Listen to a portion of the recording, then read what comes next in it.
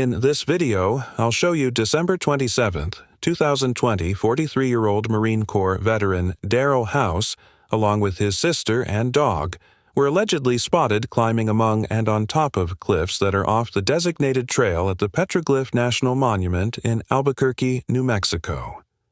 Shortly after going off trail, Mr. House and his sister were contacted by an unidentified park ranger with the National Park Service.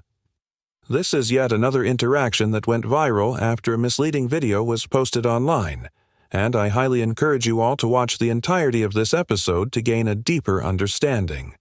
Legalities at play before drawing your conclusions. Ranger, I just need to talk to you about the off-trail stuff, okay? You guys gotta stay on the trail, alright? And then also, sorry, I'm out of breath. I was trying to haul to keep up with you guys. When you're up along the rocks and all that, that's super sacred to the tribes. They don't want anybody up there. And then we get a lot of graffiti as well, okay? What's that? We don't do that. We respect this. Okay, that's awesome. I'm just telling you the rules, okay? So, and also it's really, really important not have pets off the trail as well, okay? So even like right here, we're not on the trail. We really should be along the fenced-in trail area, trying to kind of let this get natural and revegetated again, okay? Does that make sense? Okay. Do you guys have IDs with you? I don't intend on writing any. Sir, you're not free to go right now. Hold on. Hold on. Hold on. Hey, bud, listen, you're not free. Do not do it like this, okay? Please don't be like that. Please don't be like that. This is just a simple contact that is honestly a warning. I don't expect it being more than that, okay? So all I need, make sure that we haven't talked about it in the past. You don't need my identification, sir. So let's don't go down that road, okay? The United States Code, more commonly known as the General Authorities Act.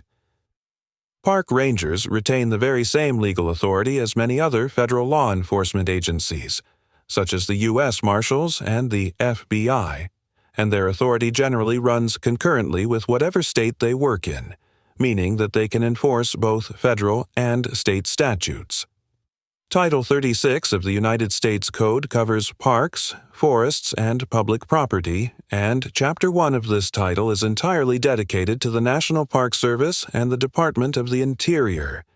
Section 2.1 of this chapter specifically outlaws walking on, climbing, entering, ascending, descending, or traversing an archaeological or cultural resource, monument, or statue. And the Petroglyph National Monument certainly falls within the scope of this code.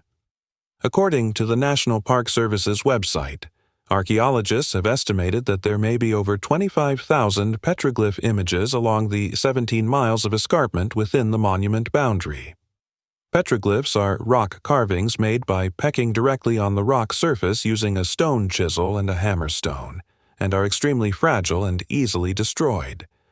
Traveling outside of the designated trail has the potential to destroy precious artifacts that can never be replaced, and there are likely several petroglyphs and other artifacts within the park that have not yet been discovered. Even traversing across open land has the potential to cause serious damage to artifacts that lay just beneath the ground surface, and the federal codes that protect national parks and monuments are designed to prevent this from happening. The video leaves little doubt that Mr. House and his sister were in violation of the federal code protecting the Petroglyph Monument, and the park ranger was well within his authority to detain Mr. House under the suspicion that he violated that code. All that said, whether or not Mr. House was required to provide ID to the ranger is dictated by New Mexico state law because there are no federal codes for failing to produce identification. Code 30-22-3 of the New Mexico statutes criminalizes the act of concealing one's true name or identity with the intent to intimidate, hinder, or interrupt any public officer. And although New Mexico courts have not clarified what information would satisfy the requirements of this code, the 10th Circuit Court, which resides over New Mexico, noted in the 2015 case of Mosek v. City of Albuquerque that a physical ID may not be required. However, the court also acknowledged the 1997 New Mexico appellate court case of State versus Andrews to clarify that suspects must, quote, provide police officers the minimal essential information regarding identity so that they can perform their duties. While Mr. House may not be legally required to provide a physical copy of his ID, he is required to provide the ranger with the information needed to ascertain his identity. So that's fair enough. Do you have an ID with you, ma'am? I don't have my ID. You don't? Okay, that's no problem. If I could just get your name. Sir, I don't want to have to tell you again. You're not free to go. Do not get crazy with me, okay? I'm not getting crazy, sir. So this can go really simple. I understand that. Thank you for your service. Thank you. I just want to walk and enjoy this hike. And I'd like everyone to be here on holiday from Okay. North Carolina, okay? So can you just let us be? We're going to go find the trail. There was a group of people coming in, so I didn't want to interact with them. Okay, all right. Because I know we're social distancing. Okay. So, Okay. So that's simply, so you're not free to go. Please do not walk away like that. Mine is Fiona. Thanks, Fiona. Did you guys drive here? didn't drive here. Can you spell that for me? Is it F? Fiona. Okay. Thanks. BANK. Okay, thanks. Do you have a middle, Fiona? No. Okay. And then what's your date of birth? December 12th, 1994. Happy, just recent birthday. Is your driver's license out of New Mexico? No. What state? I think in Minnesota. Okay. Is that the most recent ID you've had? Yeah. Okay.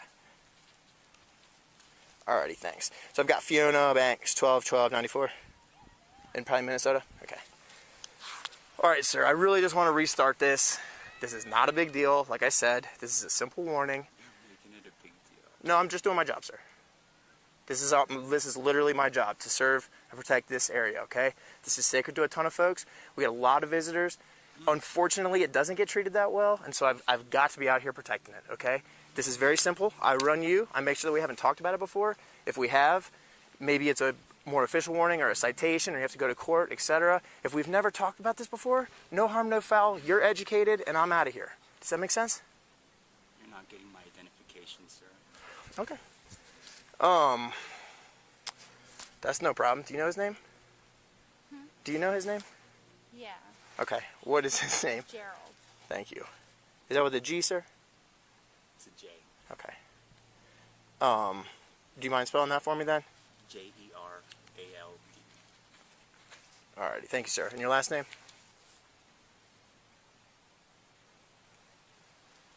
No, let's go. Sir, I can sit here all day. It's not going to work, okay?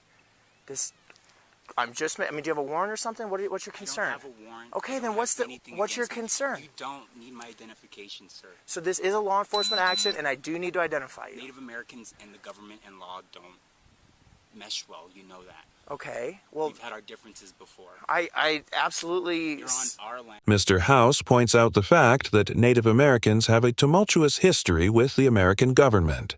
And while this is irrefutably true, it bears little significance in this interaction.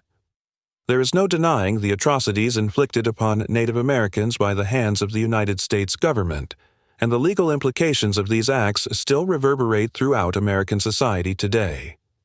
In fact, the Supreme Court is still hearing cases about the legitimate ownership of certain parts of America, and as recently as 2020, the court ruled that a major portion of Oklahoma belonged to the Creek Tribe Reservation.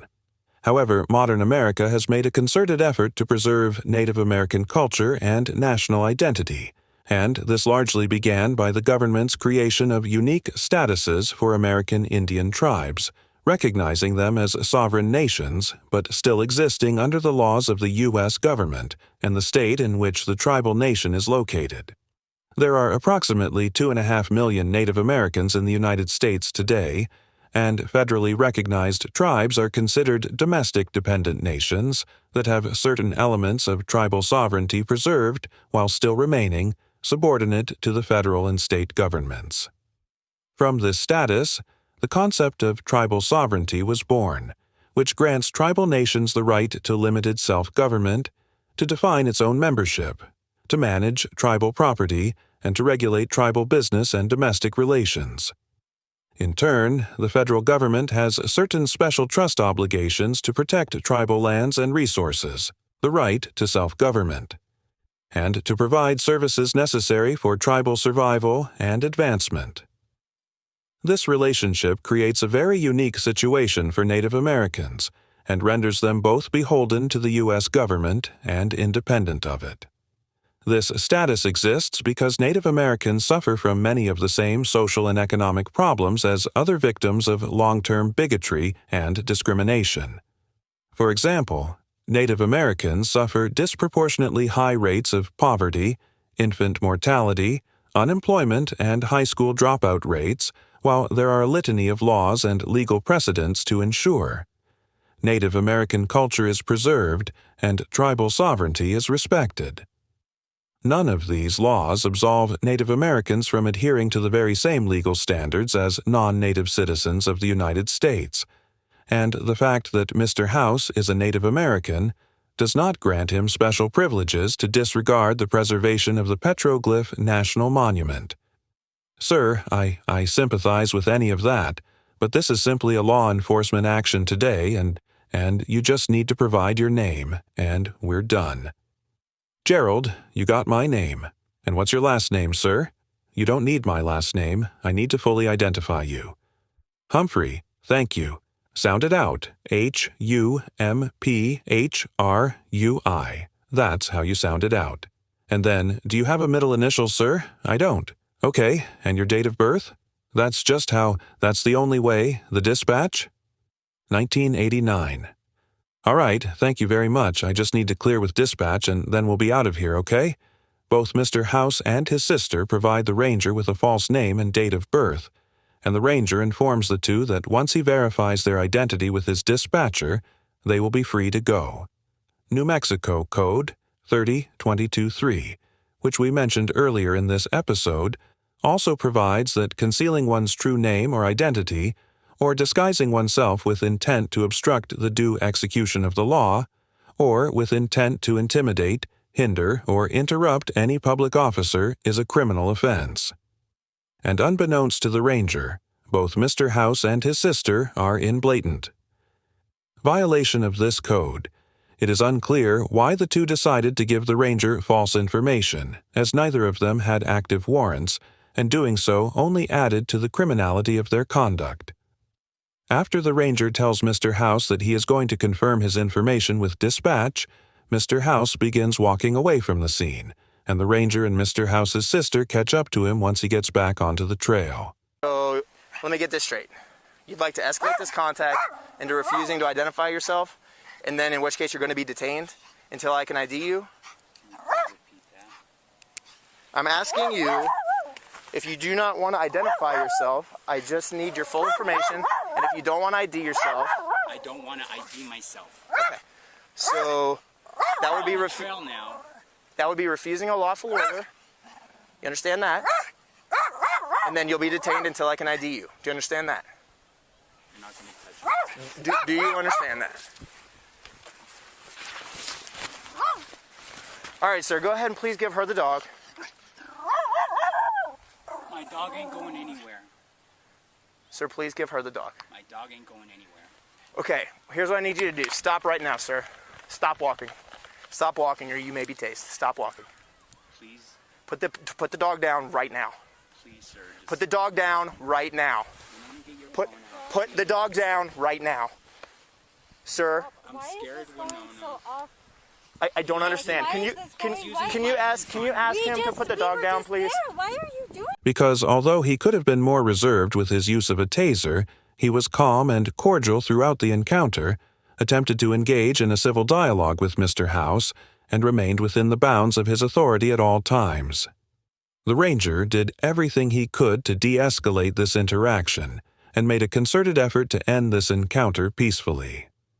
As mentioned before, I will be covering the ranger's use of a taser on Patreon, but I have no doubt that Mr. House was firmly on his way to being physically restrained nonetheless, and I struggled to see a path to a peaceful outcome to this interaction. All of the ranger's commands were lawful and warranted, and the fact that this interaction escalated into a physical altercation can be solely attributed to Mr. House's refusal to obey those commands. I commend the ranger for upholding the law diligently and professionally, and this is one interaction where a departmental finding of no wrongdoing on the part of their officer would be legitimate. Mr. House gets an F for failing to obey the lawful commands of the ranger, unnecessarily providing a false name and birth date, and for escalating this encounter into a physical altercation. Considering that Mr. House claims to be a Native American who respects the petroglyph monument, he, of all people, should understand the importance of remaining on the trails. Mr. House and his sister could have unknowingly destroyed artifacts that are sacred to the Pueblo tribe, and once those artifacts are gone, they're gone forever. The petroglyph monument deserves to be protected from this reckless behavior, and I struggle to see how Mr. House's ethnicity absolves him from the responsibility of preserving the cultural and historical value of the land.